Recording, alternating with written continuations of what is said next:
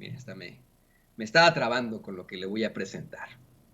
Ayer yo me opuse un poco a que Vicente Serrano, mi compañero y amigo, hiciera un comparativo de los planteamientos que hace pues, una señora que desafortunadamente se disfraza constantemente de cosas, ¿no?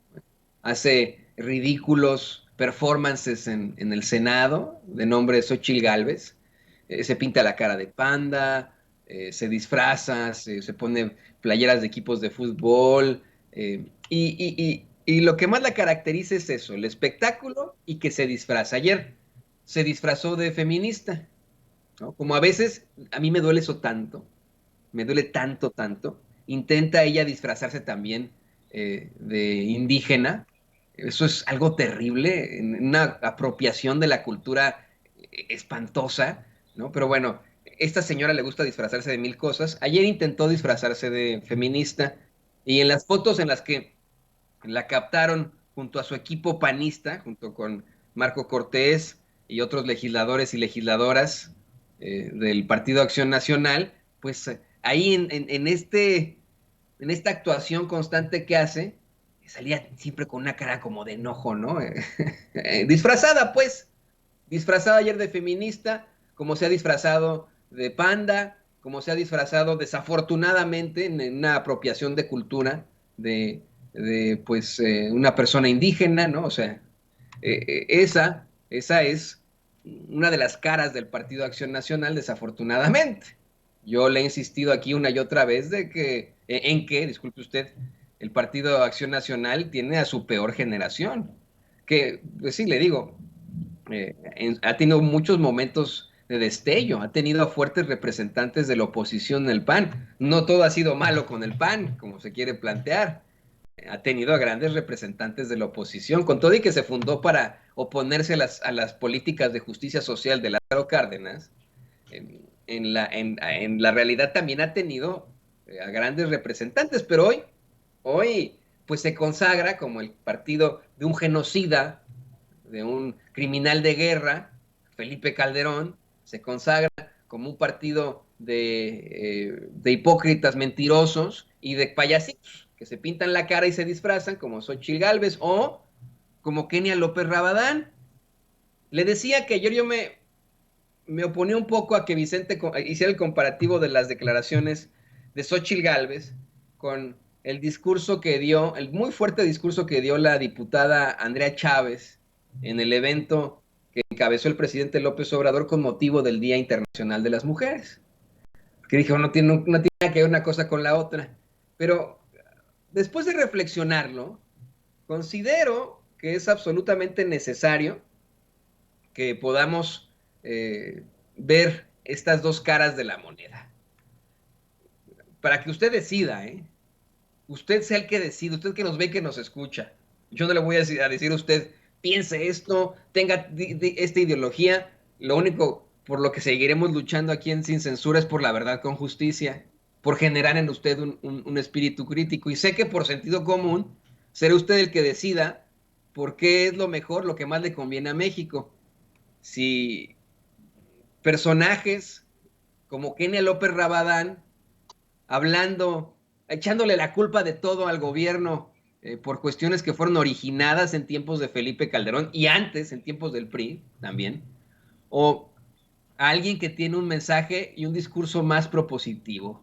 Vamos a poner partes de los discursos tanto de Kenia López Rabadán como de Andrea Chávez. Vamos primero con Kenia López Rabadán, don David, la senadora del PAN. Adelante. Muchas gracias, coordinador. El Día Internacional de la Mujer es necesario levantar la voz. La violencia contra las mujeres en México va en incremento y el presidente de la República ha decidido no escuchar y no atender a las mujeres que exigen vivir en paz. El presidente ha levantado un muro para no oír a las mujeres que reclaman justicia y reclaman verdad. Ha decidido esconderse en un palacio para no ver las consecuencias de sus pésimas decisiones. Una actitud que es una... Yo sé, porque usted que nos ve y que nos escucha me dice una y otra vez, Toño, por favor, no nos tortures con este tipo de declaraciones. O sea, ¿qué esperaba Kenia López Rabadán? ¿Que el presidente de México saliera a las calles habiendo conatos de violencia? Que le digo, fueron aislados, pero hubo. A una mujer policía, a una oficial, casi le sacan un ojo con un picayelos, ¿no? Eso, o sea, nadie se escondió en Palacio, ¿qué inventos tan? Y esto lo ha provocado él o lo provocó Calderón al abrir las puertas del infierno para todos los mexicanos, no solo para las mujeres. O lo provocaron esos gobiernos priistas. Porque, por ejemplo, el terrible incidente de las muertas de Juárez viene desde hace mucho tiempo, senadora Kenia López Rabadán. Bueno, yo sé que para usted eso no importa, las víctimas del pasado no importan, lo que hay que ver es de hoy para adelante, pero si somos perfectamente honestos, senadora Kenia López Rabadán, si en estos momentos estuviera un gobierno del PAN y hubiera conatos de violencia en una protesta, o al menos protestas, sus gobernantes, los gobernantes del PAN, las enfrentarían con todo el rigor de la ley, con macana en mano, como siempre lo han hecho los panistas.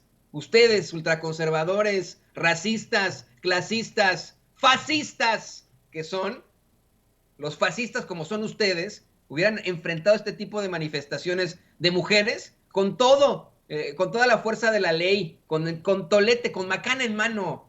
Que no nos vengan con cosas, por favor, porque si algo tenemos que aceptar de este gobierno es que sí hay libertad de expresión y que 75,000 mujeres pueden marchar en paz en la Ciudad de México.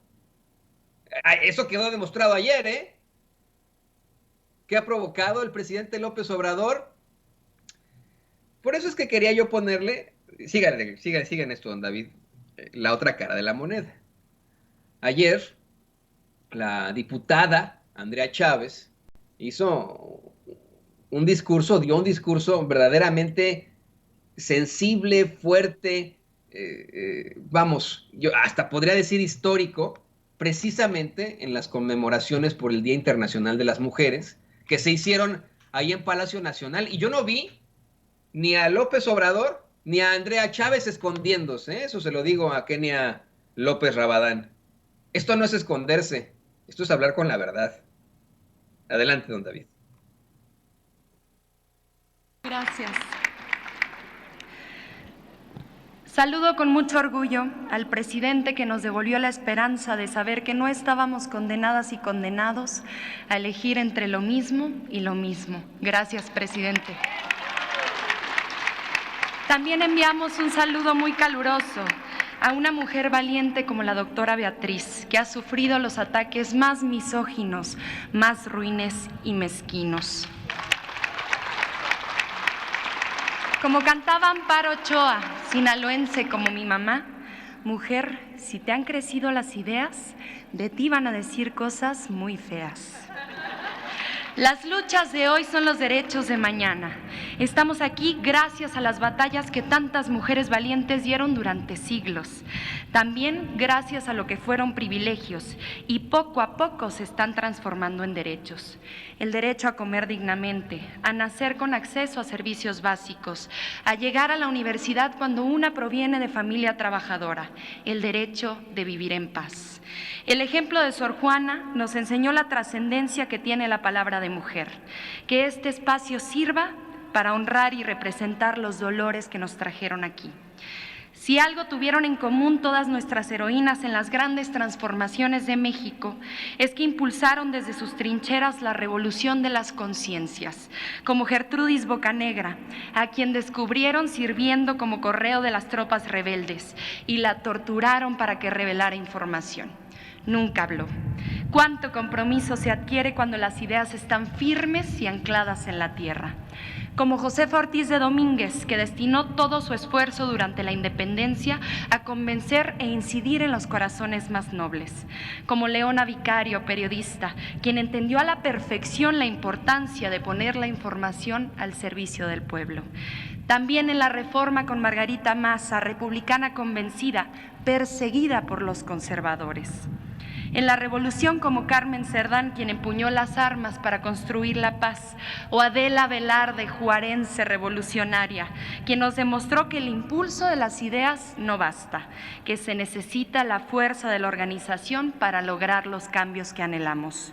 Uno de ellos, el voto, con Hermila Galindo, emancipadora, quien defendió que las mujeres tuviéramos el lugar que nos correspondía en el gran concierto social, o doña Elvia Carrillo Puerto. El feminismo y la izquierda siempre han caminado de la mano, y uno de los ejemplos más notorios es el de la monja roja, socialista, que desde el sureste de la patria construyó las bases para el voto femenino.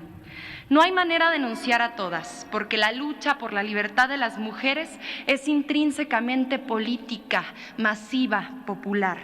Y no lo digo por aquellos que acaban de descubrir esta lucha de siglos y la utilizan como herramienta de golpeteo electoral, sino porque en el neoliberalismo el patriarcado encontró al perfecto aliado para perpetuar la desigualdad. Porque el neoliberalismo no solo privatizó los recursos naturales, las empresas públicas, las áreas estratégicas de la nación, también privatizó la vida y el cuerpo de las mujeres para reducirnos al valor del capital. Cuando los salarios se precarizan, cuando los brazos del Estado encargados de cuidar a su pueblo desaparecen y la corrupción estalla, las más perjudicadas somos las mujeres, tradicionalmente condenadas a cumplir esas tareas de cuidado en los hogares, propios o ajenos a los que el Estado no llega. El combate contra la pobreza y contra la corrupción es una herramienta revolucionaria de la lucha contra la desigualdad de las mujeres. Si algo es verdaderamente feminista en México, es combatir la pobreza y la desigualdad, porque ambas tienen rostro de mujer. Hoy son millones de abuelitas como la mía, que reciben su pensión después de entregar su vida entera a cuidar a su familia y a esta nación. Millones de jóvenes empoderadas que construyen el futuro, formándose con esfuerzo y talento. Las que reciben los créditos a la palabra y pagan su cuota con esfuerzo pero sin demora. Y las que siembran vida para cosechar bienestar. Falta mucho, pero los avances emergen. Hoy tenemos 7 gobernadoras, la misma cantidad de mujeres electas en la historia de nuestro país desde que doña Griselda Álvarez encabezó el gobierno de Colima. Hoy somos tantas diputadas como diputados en el Congreso, acompañadas de las mujeres valientes de la diversidad. El presupuesto que aprobamos fue el primero con perspectiva de género. ¿Y por qué no? Si lo propuso el primer gobierno con gabinete paritario de la historia de México. Para eso sirve la política. Hacemos política porque nos duelen las cosas, porque nos duele ver a nuestra hermana acosada en el transporte público. Nos duele ver a nuestra madre preocupada porque la quincena no alcanza. Nos duele ver a las madres buscadoras en el desierto. Hacemos política porque conocemos su esfuerzo su naturaleza transformadora, pero la hacemos desde todos los espacios, no solo desde los cargos públicos. Desde que tengo memoria, mi mamá, profesora de literatura infantil, subía sin rumbo a las inseguras rutas de Ciudad Juárez, hablando con la gente de un proyecto que priorizaba a las y los más pobres, contando con los deditos de su mano a todas las conciencias en las que había logrado depositar la semilla de la esperanza. Exactamente hoy se cumplen 25 años desde que esa señora incansable me regaló la vida. Las mujeres en México tenemos profundos dolores que nos han llenado el corazón de heridas desde que nacimos. Como adolescente viví el horror de la absurda guerra contra el narco, que enclavó su nido en Ciudad Juárez. Con apenas 13 años sufrí el feminicidio de la madre de mi mejor amiga, en la casa en la que yo jugaba todas las tardes. Su hija y yo nos encontrábamos en la escuela. Tenemos historias para las que no alcanza ningún memorial, tantos nombres y relatos que nunca terminaríamos de enunciar, pero tenemos la memoria viva y a flor de piel. Y nunca olvidaremos lo que sucedió en aquel campo algodonero, en aquel arroyo, en aquel cerro, en aquella combi. Tenemos dolores tan profundos que jamás encontrarán cicatriz, pero no podemos desistir. En este proceso de transformación se abrió una ventana democrática con un gobierno que no reprime, que no justifica nuestras muertes como en el pasado, con un gobierno al que se le pueden hacer críticas legítimas. Nuestra lucha es por una vida que merezca ser vivida. Gracias a todas las morras que están en las calles construyendo una vida libre de violencia. Este día conmemoramos las manos de mujeres que siembran, que cuidan, que alimentan, que curan, que labran los surcos y los caminos. Manos que administran, que legislan, que gobiernan. Manos migrantes que levantan a 2 países con su esfuerzo. Manos anónimas, generosas y protectoras, cuyos nombres no figuran en los libros de texto ni en la epopeya de la historia. Manos que nos trajeron hasta aquí. Por ustedes, por nosotras, por las que fueron, por las que serán. Hoy conmemoramos nuestra lucha. Por el bien de todas, primero las pobres. Muchas gracias. ¿Qué lo tiene usted? ¿Qué lo tiene usted? Verdaderamente era necesario que hiciéramos este comparativo entre las desafortunadas declaraciones de la senadora panista Kenia López Rabadán sobre el Día Internacional de las Mujeres y el potente discurso que pronuncia Andrea Chávez, diputada morenista, ante estos absurdos intentos de la oposición para embarrar en todo al presidente López Obrador. Están, pero bueno, vamos en la calle de la amargura y ni modo, en esas quedan. Y le pido a don David